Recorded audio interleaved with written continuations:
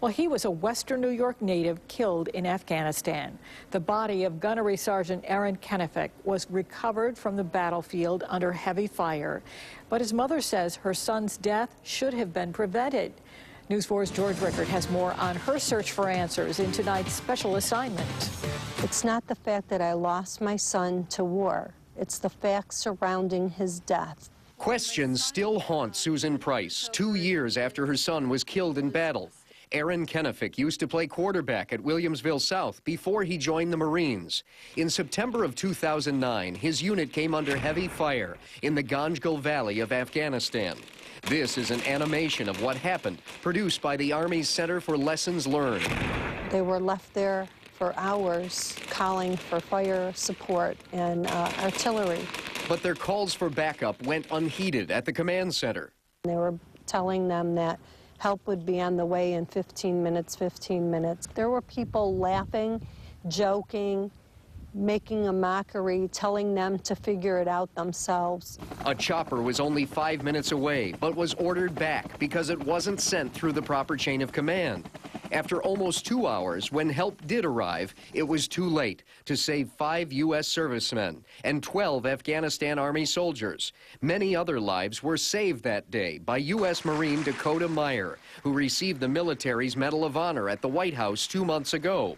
Meyer even went back under heavy fire to pull out the bodies of the dead, including Gunnery Sergeant Aaron Kenefick. My son was a mentor to Dakota Meyer and was his very best friend. Dakota was an example of my son and the other fallen heroes. Every single one of them would have done the same thing. Now I ask you, aren't they worth having justice for? An official Army investigation and 500-page report concluded that the actions of key leaders that day were inadequate and ineffective, contributing directly to the loss of life which ensued.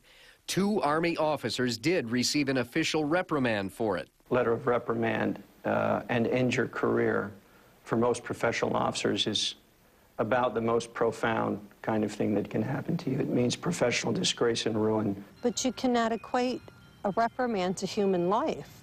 They failed, and they needed to be court-martialed, and it involved many more. Susan Price has spent 2 years and thousands of dollars trying to get a congressional hearing to air what went wrong in the hopes it never happens again. What do you think Aaron would say about what you're doing? I think my son would be proud to know that I had his back in death as I did in life. It's as though I have an eclipse over my heart.